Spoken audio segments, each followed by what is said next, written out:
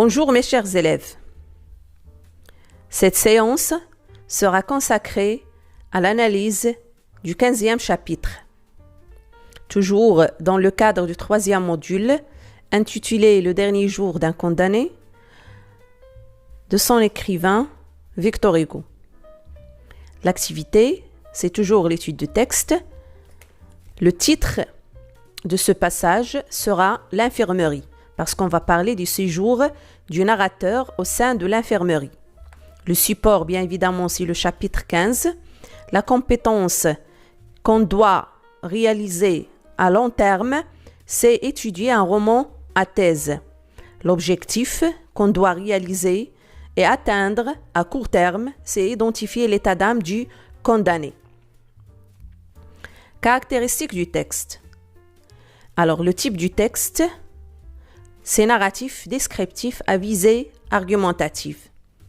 Narratif, parce qu'on a des temps du récit et on a un présent de narration. Descriptif, parce qu'on a l'emploi des caractérisants. Et à visée argumentative, parce que tout le roman, dans sa globalité, a visée argumentative. Parce que le narrateur essaye de dénoncer la cruauté de la peine de mort et avancer de temps en temps des arguments pour convaincre les lecteurs. Le genre littéraire, c'est un extrait d'un roman à thèse. La nature du texte, c'est un monologue intérieur qui se forme d'un jeu de questions-réponses. Alors, lors de la lecture du passage, vous allez observer qu'on a un jeu de questions-réponses. Alors, il pose des questions et essaie de répondre en même temps. Pour l'énonciation, on doit toujours répondre aux fameuses questions, à savoir qui parle, c'est le condamné, à qui, à lui-même, ou à l'infirmerie de Bicêtre. Alors, il est toujours à Bicêtre. Quand? La veille de son exécution. De quoi? De son rêve d'évasion et de son destin inévitable, ce qui le pousse à critiquer la peine de mort. Alors, où se situe ce passage? Normalement, dès les chapitres 13 et 14, on peut, si on voulait faire un petit rappel, on peut dire que ce condamné a assisté au feurage des forçats, à toutes sortes d'humiliations et de maltraitances, ce qui a causé un malaise chez lui. Alors, il s'est évanoui et ils l'ont transporté à l'infirmerie. Alors, ce n'est pas la peine de répéter encore une autre fois la situation générale. Je crois que c'est déjà clair. Alors, on va passer directement à la situation du passage directement. Alors, en assistant au feurage des forçats, le condamné avait aperçu toutes sortes d'humiliations et de maltraitances, ce qui avait causé son malaise. Alors, le condamné a été transféré à l'infirmerie de Bicêtre et il doit la quitter pour revenir à son cachot. Il tient toujours à la vie, mais la réalité autour de lui le rend pessimiste. Alors, pourquoi il est obligé, ou bien il sera obligé de retourner à son cachot? Parce qu'il n'a rien. Alors, physiquement, il est sain et fort. Alors, puisqu'il ne souffre d'aucune maladie, il doit quitter l'infirmerie pour revenir à son cachot. Alors, ce qui le rend à la réalité amère, à sa réalité vécue, à savoir l'emprisonnement et la captivité. Quant à l'hypothèse de lecture qu'on peut mentionner, est la suivante. Que serait l'état d'âme du condamné lors de son séjour à l'infirmerie? Comment seraient ses sentiments lors de son séjour à l'infirmerie? Alors, pour répondre à cette hypothèse de lecture, on doit parler de son séjour à l'infirmerie et comment s'était passé et à quoi il a pensé lors de ce séjour-là.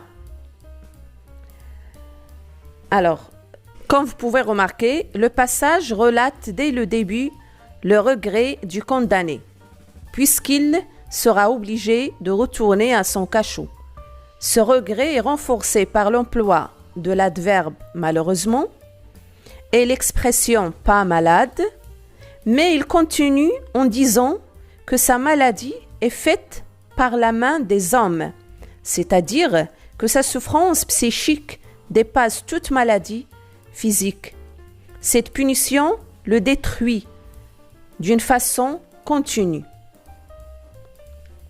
Alors, si on voulait reformuler tout ce qu'on vient de dire pour ce premier axe, alors on peut choisir comme titre un séjour à l'infirmerie et noter comme trace écrite que le passage s'ouvre par l'emploi de l'adverbe malheureusement et l'exclamation pas malade, ce qui note le regret et la tristesse du condamné à propos de la réalité amère qui l'oblige à retourner à son cachot parce qu'il était sain, il ne souffre de rien. Chose renforcée par l'emploi du champ lexical de l'énergie et de la vie, jeune, fort, sain, robuste, etc. Ce qui met en évidence une interrogation claire, à savoir comment peut-on tuer un homme si jeune et plein de vie? Alors, cette interrogation qu'on peut susciter, qu'on peut constater, essaye de dévoiler la voix de l'écrivain, la voix de Victor Hugo à travers celle de son personnage, du regard et de la sensibilité de ce condamné, ce personnage choisi par l'écrivain Victor Hugo. Dans la deuxième partie du passage, on peut remarquer l'emploi du conditionnel accompagné du modalisateur peut-être. Alors, cet emploi de ce conditionnel ici note l'impossibilité de ce désir momentané, à savoir espérer s'évader en comptant sur la générosité du personnel médical. Ça veut dire que ce condamné, lors de son séjour à l'infirmerie, il avait une envie, il avait espéré la fuite ou bien l'évasion. Alors c'était le rêve d'évasion, si on voulait dire. Alors on peut noter comme titre du deuxième axe, le rêve d'évasion. Alors l'infirmerie, malgré son aspect non accueillant, ravive l'espoir du condamné et lui permet d'entrer en contact avec des personnages autres que le guichetier. Le fait de retrouver sa liberté ne serait que provisoirement, ce qui l'incite à envisager une évasion en comptant sur la générosité du personnel médical pour réussir sa folle espérance. Alors, c'est clair, ça reste et ça demeure juste une folle espérance. C'est un souhait, c'est un désir non réalisable. Pourquoi? Parce que c'est un condamné, il est déjà dans la prison, ne peut pas s'échapper à son destin. Son destin est déjà précis, est déjà signalé, si on voulait dire, comme il a signalé aussi lui-même dans le passage. Alors, il n'avait que 3 pas, comme il a dit, alors Bicêtre, la conciergerie et après la place de Grève. Alors, passons maintenant au troisième axe. Alors, vers la fin du passage, le narrateur a utilisé tout d'abord parce que. Alors l'emploi du parce que ici, c'est pour expliquer que tout est déjà en règle et que son pourvoi sera rejeté. Puis, il a employé ici pour signaler une autre fois son attachement à l'espoir, mais il se trouve face au retour à la triste réalité une autre fois. C'est une réalité sans échappatoire.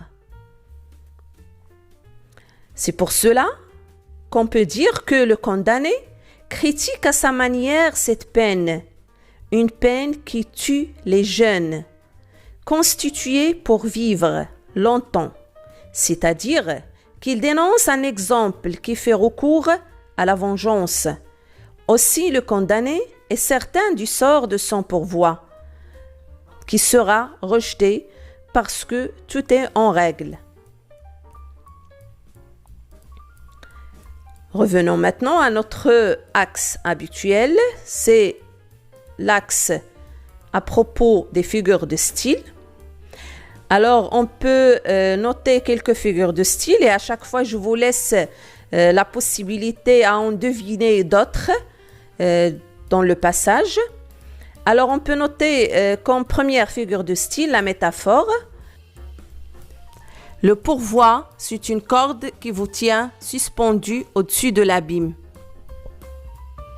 Alors ici, on a une métaphore. La gradation croissante vers la fin, bien la dernière phrase dans le passage, Bicêtre, la conciergerie, la grève. L'hyperbole, maladie mortelle.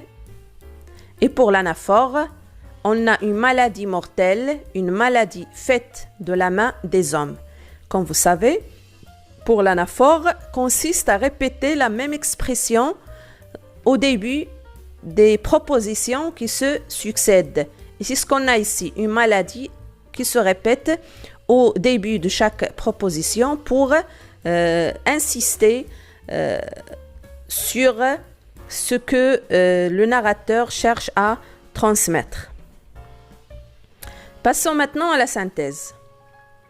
Alors, le fait de contempler les forçats convoyés comme des bêtes dans des cages vers Toulon lui a été une pénible expérience, mais en même temps une cause afin d'espérer à s'évader en toute liberté. Mais cette dernière était enveloppée dans un concept de pouvoir qui ignore la grâce. Merci pour votre attention, mes chers élèves, et j'espère que j'ai pu opter pour une langue simple et claire, pour vous faciliter la tâche et pour bien comprendre. Et on se verra dans une autre activité.